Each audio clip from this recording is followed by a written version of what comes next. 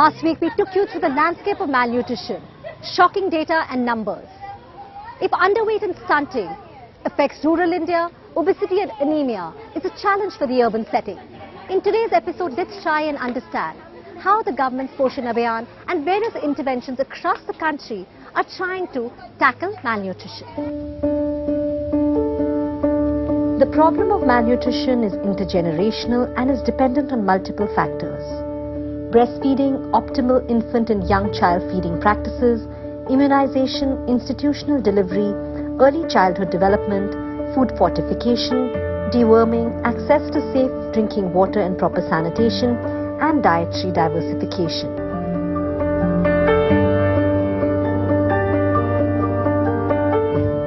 In 2017, malnutrition was responsible for 2/3 of child deaths in India. Prime Minister Narendra Modi has issued a pledge that India will become free from malnutrition by 2022. Also, India would be celebrating its 75th year of independence in the year 2022. And to mark the celebration, the ministry has set an ambitious goal to make the nation malnutrition free by 2022.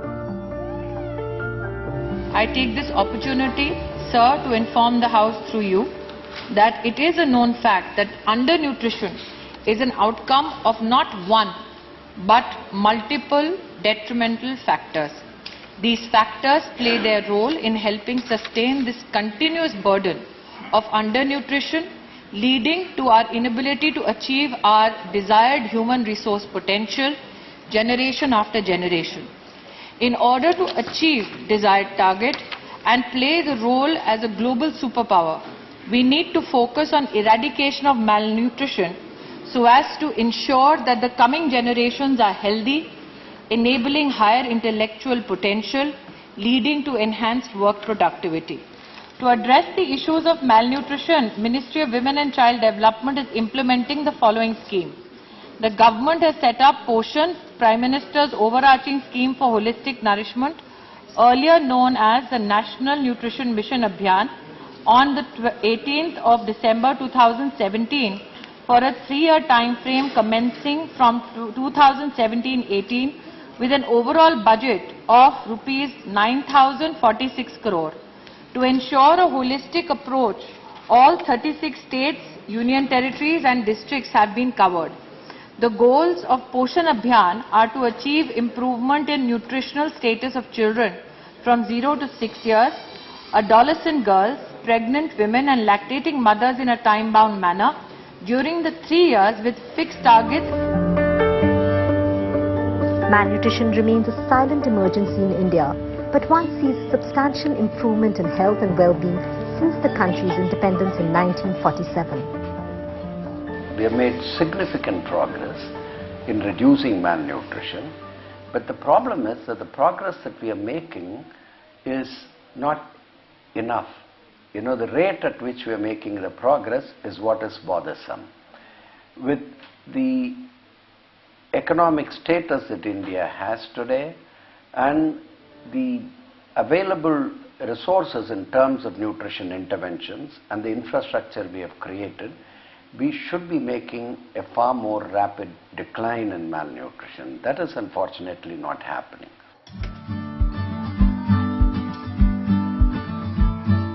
The POSHAN Abhiyan provides an opportunity to counter malnutrition and usher in a new era in food and nutrition security. To address the problem of stunting, underweight and wasting, especially in children, sustained efforts with multi-pronged approach, grassroots synergy and convergence is the key. POSHAN Abhiyan, the National Nutrition Mission, aims to do is to bring in massive acceleration in decline of undernutrition in children and also to address anemia, both in children as well as in women. It brings together food interventions, breastfeeding interventions, but equally importantly, the interventions in the health sector, which are so very important. We can talk more about it. And it has a focus on the first 1,000 days of life, which means 9 months of pregnancy, and first 2 years of life of the child.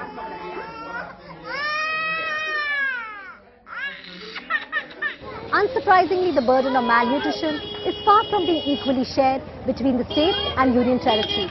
Some states have seen a higher prevalence of stunting, while others have different challenges.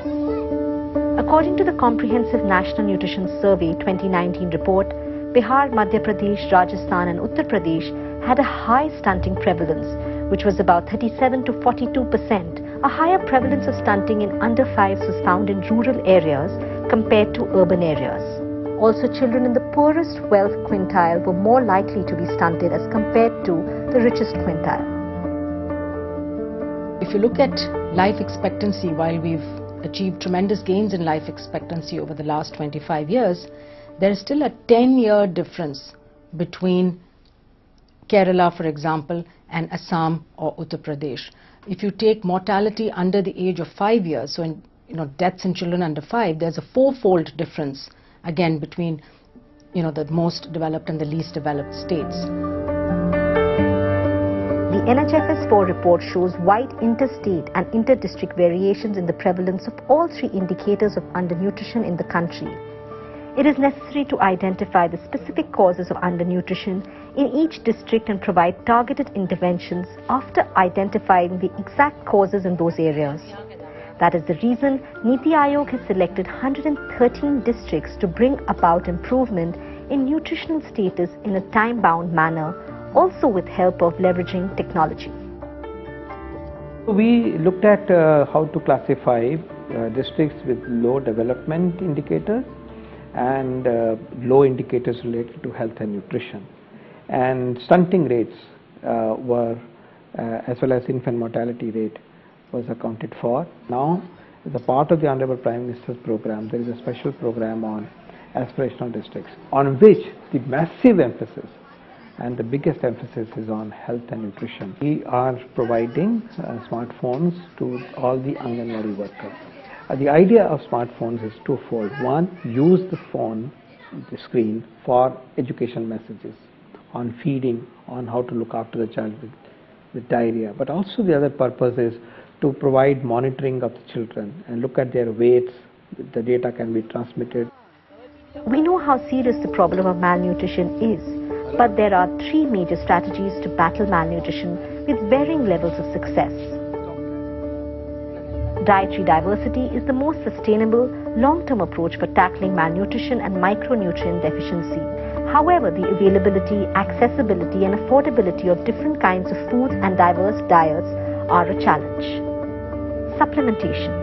Government programs for vitamin A supplementation and iron folic acid supplementation for pregnant women and adolescent girls have been in operation for over 5 decades.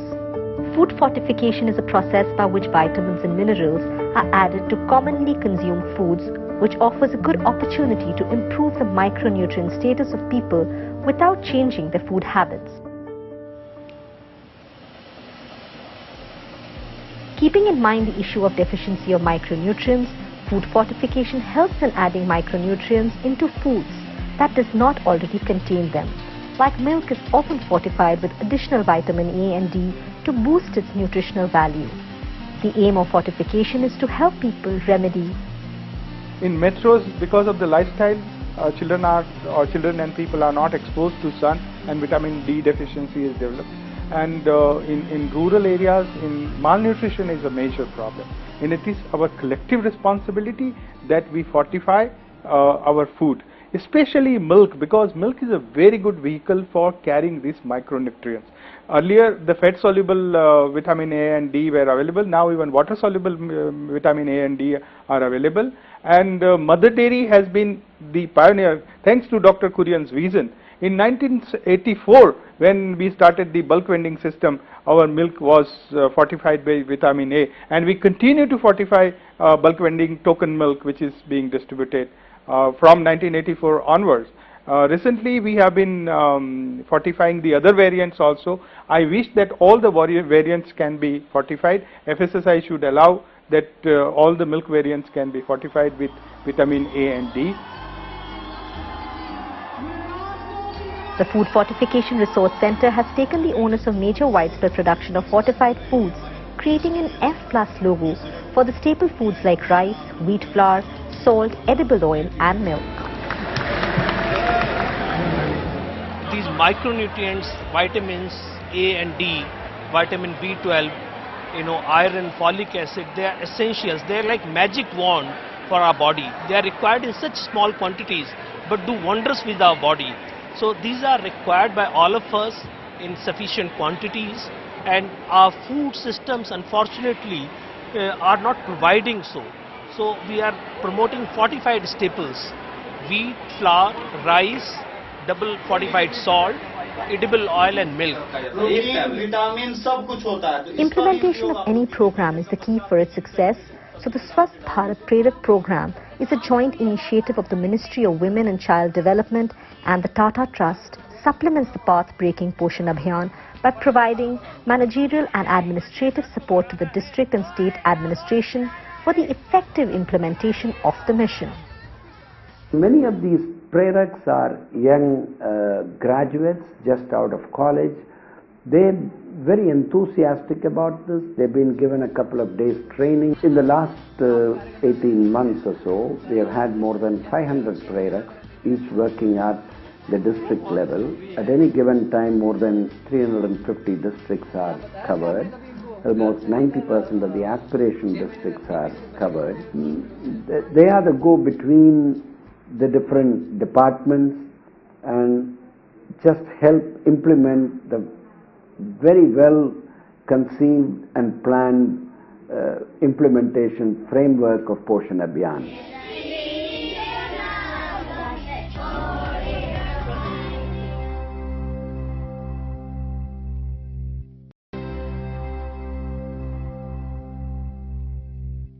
India is the anemic capital of the world, and 20 to 40% of maternal deaths in our country is because of anemia. Smile Foundation's Swabhiman program aims at imparting knowledge to adolescent girls and pregnant women, telling them about the right diet to eat, especially iron-rich foods. Sanju was detected anemic 6 months ago.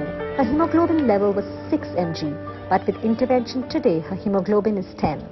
तो जब checkup हुआ तो इन्होंने बताया कि ये हरी सब्जियां खाना चाहिए और गुड़ चने सुबह खाना चाहिए, तो ये सब खाएं और अपना खाने पीने में सब चीज़ में दवाइयाँ भी लेती हूँ। यहाँ दवाइयाँ मिली है। पहले चक्कर आता था, सिर में बहुत दर्द होता था, तो बहुत थकान सी हो जाती थी थोड़ा सा ही काम में।